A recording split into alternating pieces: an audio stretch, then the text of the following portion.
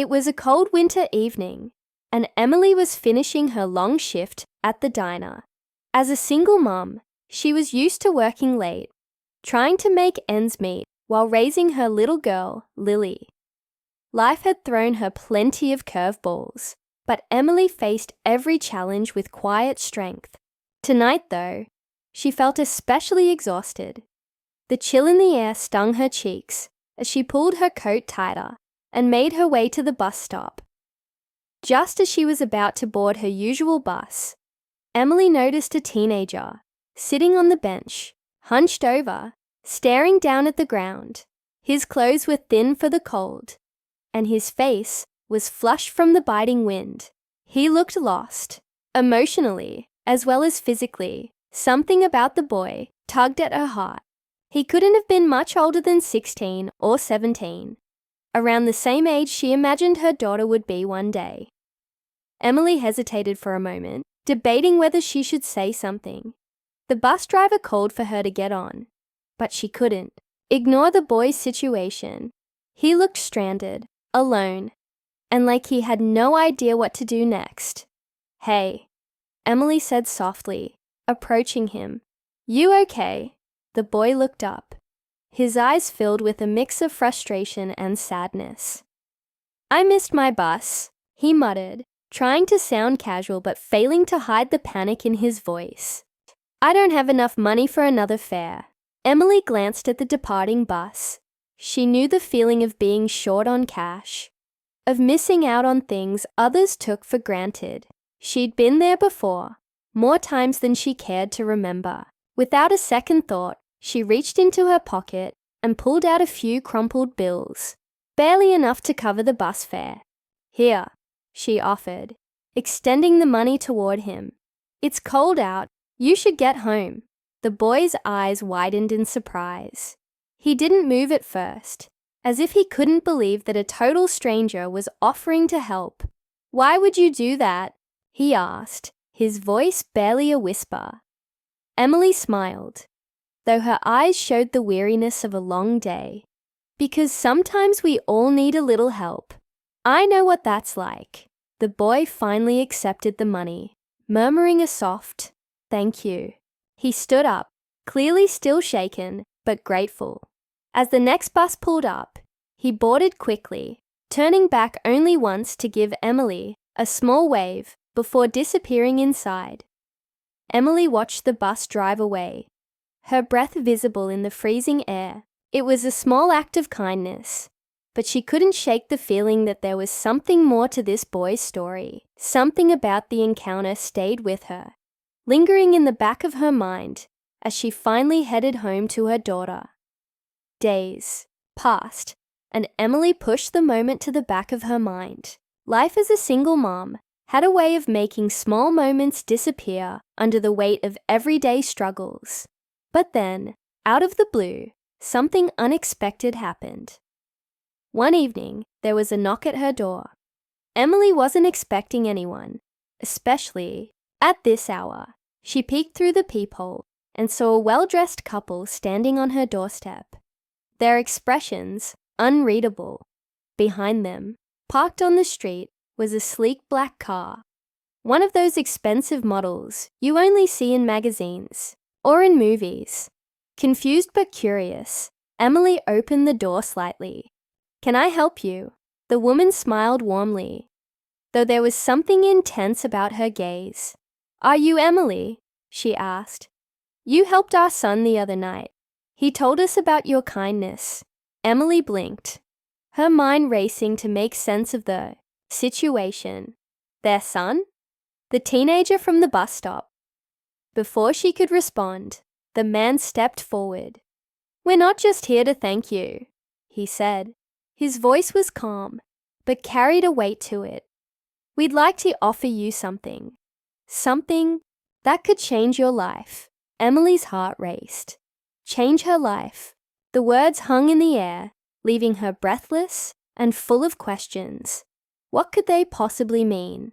Why were these strangers at her door, offering her something that seemed too good to be true? The woman, sensing Emily's hesitation, spoke again.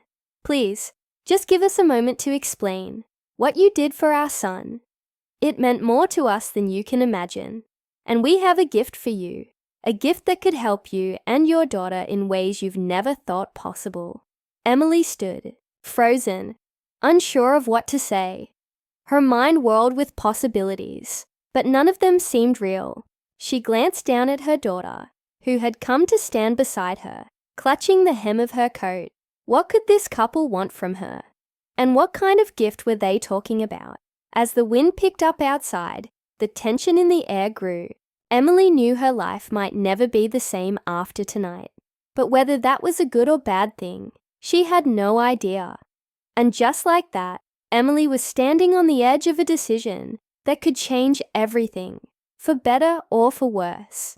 Emily stood frozen in her doorway, unsure whether to invite the couple inside or close the door on what felt like an overwhelming mystery. There was something unsettling about the idea that these strangers, with their expensive car and perfect appearance, were offering her a gift. It didn't feel real. The idea of someone stepping into her life and solving her problems was something she never allowed herself to dream of. As a single mom, she'd grown used to fighting every day for her daughter and herself, relying on no one but her own strength. The woman noticed Emily's hesitation and smiled gently. "I understand this must feel strange. Please, we don't want to intrude. Could we come in? Just for a moment. We only want to talk." Her voice was warm, but there was an urgency beneath it, as if something more was at stake.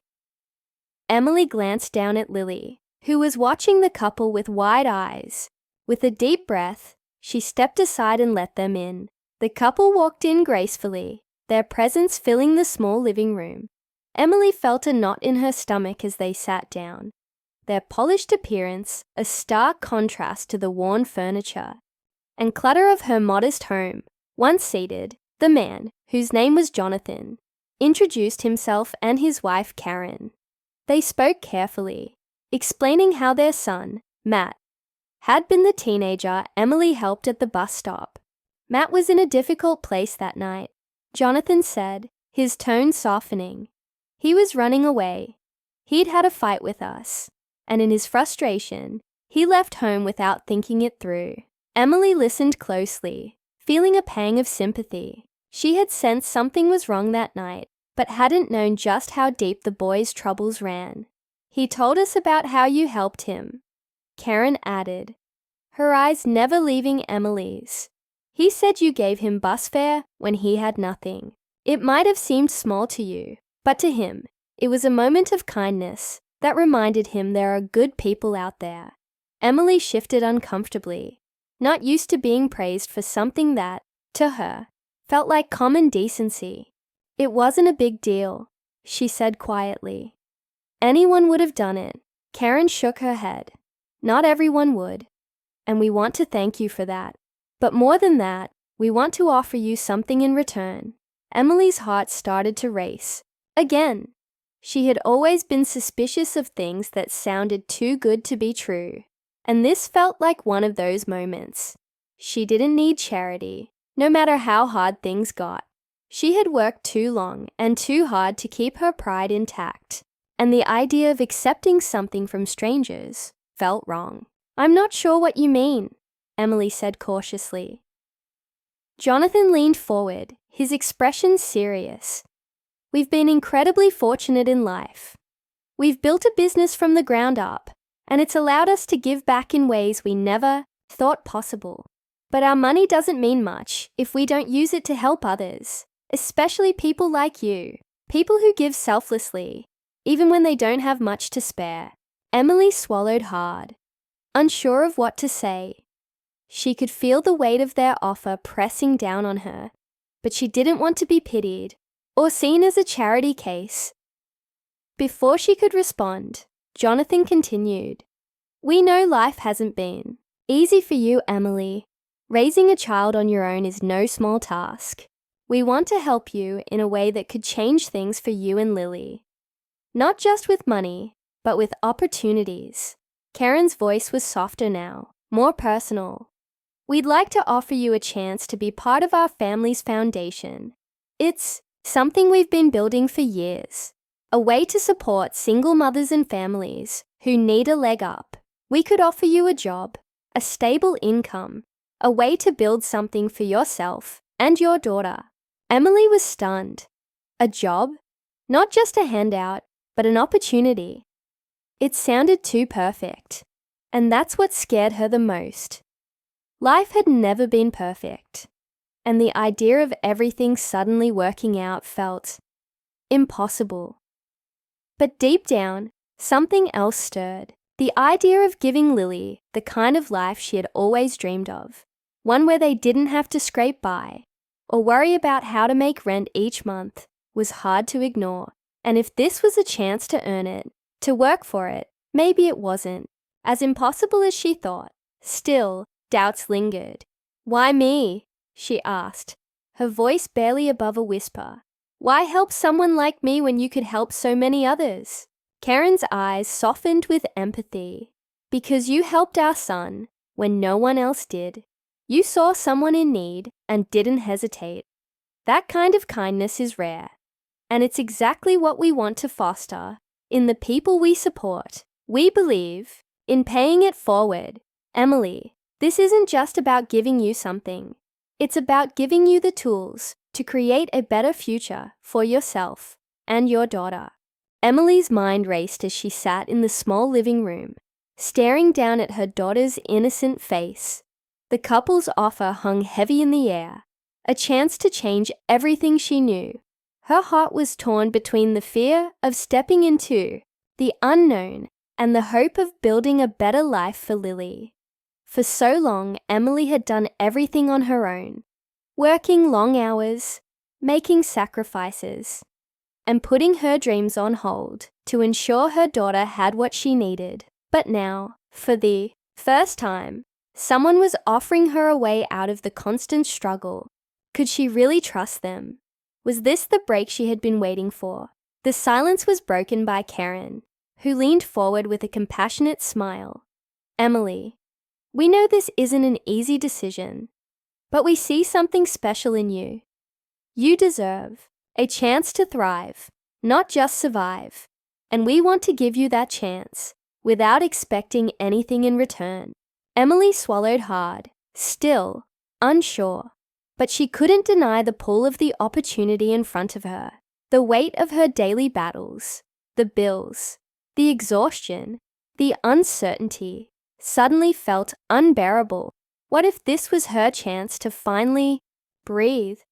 To provide Lily with the kind of stability she had always dreamed of, but never believed she could achieve. Jonathan sensed her hesitation and added, "We're not just offering you money, Emily. We're offering you a future, a job, financial security, a chance to grow and build something meaningful for yourself and your daughter. And it's something you'll earn. This isn't charity. It's an opportunity." Emily looked down at her hands, her mind racing. Could she really walk away from this? For so long, she had been the one giving, the one helping others. The thought of accepting help from strangers, even in the form of a job, felt foreign to her. But then she looked at Lily again, her sweet, innocent girl, who had no idea how hard life had been for them. Emily had promised herself she would give Lily the best life she could, no matter what it took. And maybe, just maybe, this was the way to do that. Taking a deep breath, Emily finally spoke. "Okay," she said, her voice shaky but determined. "I'll do it. I'll take the job." Relief washed over Karen's face, and Jonathan smiled warmly. "You won't regret this, Emily. We'll be with you every step of the way." As they discussed the details, Emily began to feel a mix of excitement and fear. She couldn't help but wonder if this was really happening, if this was truly the turning point she had been waiting for. The couple explained that the job would involve working closely with their foundation, helping to coordinate programs for other single mothers in need.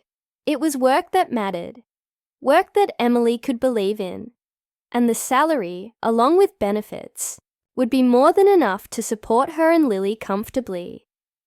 Over the next few weeks, Emily's life transformed in ways she never could have imagined. She started her new job, throwing herself into the work with a passion she hadn't felt in years. The Foundation's mission resonated deeply with her, and for the first time in a long time, she felt like she was doing something that truly made a difference.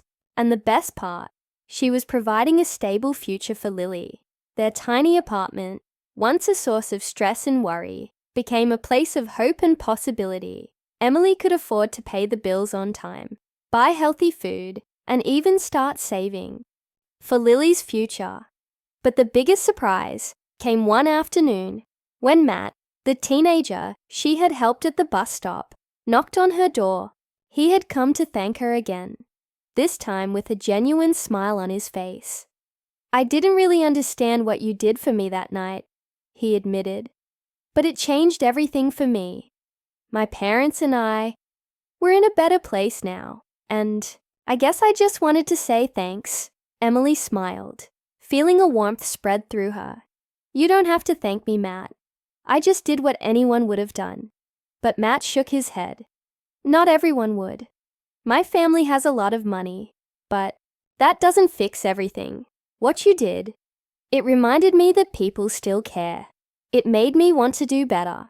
As Matt walked away, Emily stood in her doorway, reflecting on how much her life had changed in such a short time. It wasn't just the money, or the job, or the opportunities. It was the realization that kindness, something as small as paying for a bus fare, could ripple out and change lives in ways she never could have imagined. In the months that followed, Emily flourished in her new role. She worked hard, not just for herself and Lily, but for all the other single mothers who, like her, needed someone to believe in them. She had found her place, her purpose. And through it all, she never forgot the night at the bus stop, the night that changed everything. As Emily tucked Lily into bed one evening, she smiled at her daughter's sleepy face, knowing that the future was bright.